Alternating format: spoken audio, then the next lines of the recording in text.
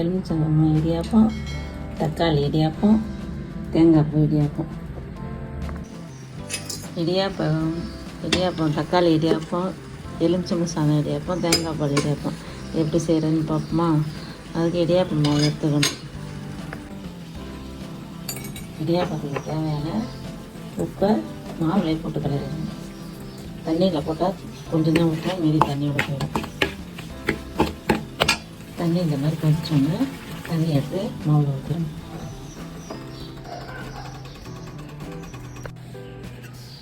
தண்ணியை கொஞ்சம் கொஞ்சமாக ஊற்றி மாவு கலரணும்.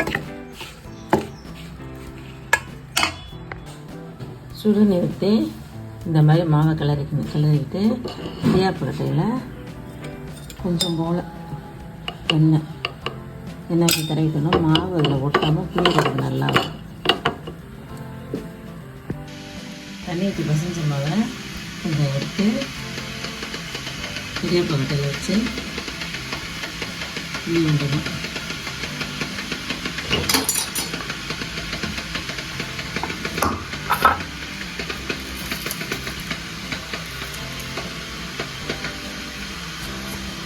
இந்த மாதிரி இடியாப்பம் செஞ்சோன்னு அதை உள்ள தட்டில் எடுத்து வச்சுருவாங்க.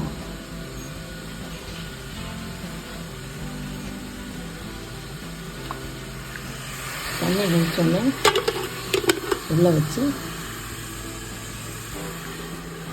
2 கட்டை உள்ளே வச்சு மூடிடணும்.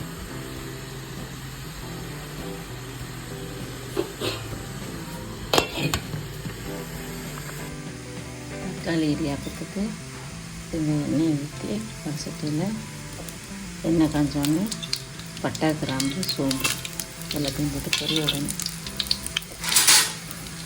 பொரிஞ்சோன்னு பல்லாரி எண்ணெய் இருக்க சின்ன நறுக்கணும். அது போட்டு வதக்கணும். இது வதங்குற இடத்துலையே மிக்ஸி சாரில் இஞ்சி பூண்டு போட்டு தக்காளியையும் போட்டு ஊற்றிட்டு வச்சுக்கணும். இந்த மாதிரி வதங்கினோடனே நம்ம அரைச்சி வச்சுருக்கோம்ல பேஸ்ட்டு தக்காளி இஞ்சி பூண்டு அதை ஊற்றி கிளறணும். எல்லாம் வதங்குற வரையும் கிளறணும். தண்ணியெல்லாம் ஊற்றக்கூடாது. அதில் கொஞ்சம் தேவையான உப்பு போடணும். மசாலா தேவை கொஞ்சம் போல் மஞ்சள்.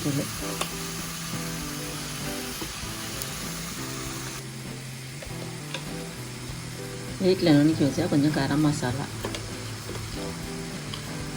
ஒரு பச்சை மிளகா தானே போட்டிருக்கோம், அதனால் கொஞ்சோண்டு மிளகாய் போட்டு இது நல்லா வதங்கி எண்ணெய் பிரித்து வர்ற வரையும் இதை கிண்டிக்கிட்டே இருக்கணும். இதே வந்து 2 நிமிஷத்தில் வந்தோடனே எடுத்து தனித்தனியாக ஊற்றி வச்சுக்கணும். இந்த மாதிரி ரெடி ஆகிடுது.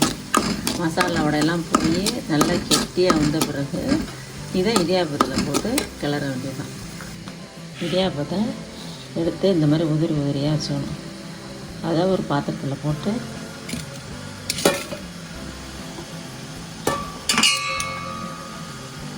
தக்காளி ரெடி ஆனிச்சில் அதை எடுத்து போட்டு கிளற வேண்டியதுதான்.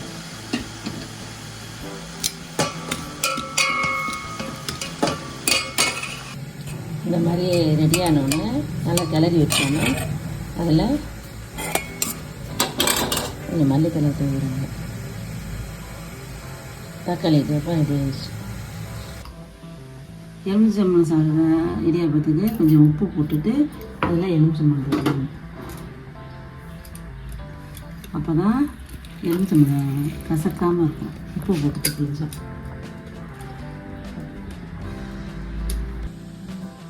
அதில் கொஞ்சம் போல் மஞ்சள் தூள் போடணும். மஞ்சள் போட்டுட்டு அடுப்பில் தாளிப்பு வண்டி வச்சு அது சூடானோடனே எண்ணெய் ஊற்றிக்கணும். எண்ணெய் சூடானோடனே கடுகு உளுந்து பருப்பு போடணும். கடுகு உளுந்து பருப்பு வெடித்தோடனே அதில் கொஞ்சம் கடலைப்பருப்பு போடணும். கடலைப்பருப்பு ஏன் ஃபஸ்ட்டே போட்டோம்னா கடலைப்பருப்பு போடுறதா செவந்து விடும். கடலைப்பருப்பு போட்டு கொஞ்சம் லைட்டாக செவந்து வந்தோடனே கருவேப்பிலையும் பச்சை மிளகாயும் போட்டு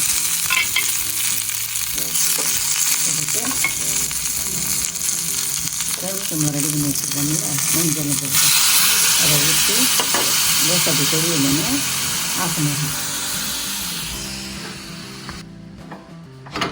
ஆஃப் பண்ணி ஒரு கிண்ணத்தில் அந்த கிண்ணத்தில் ஊற்றி வச்சிடணும். ரெடியான இடியாப்பத்தில் இந்த எலுமிச்சம்பழம் சாறு இருக்குல்ல அதை ஊற்றி கிளறிடணும். கிளறி வச்சோன்னா எலுமிச்சம்பழம் சாதம் இடியாப்பம் ரெடி ஆகிடுச்சு. அதில் கொஞ்சம் மல்லித்தலை தேவைங்க. இன்னும் கொஞ்சம் இடியாப்பம் ஊற்றி வச்சுருக்கோம்ல அதில் தேங்காய் பூ போட்டு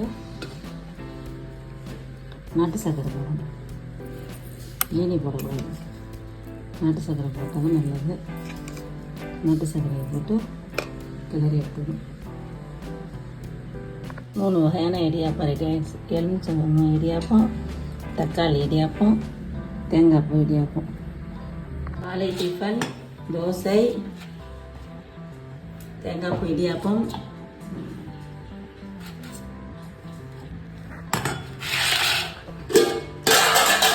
தக்காளி இடியாப்பம்,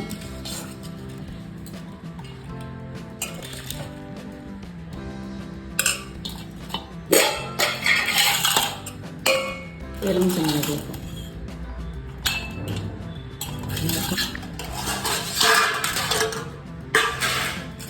மிளகா சட்னி, வெங்காய சட்னி, தக்காளி தொக்கு.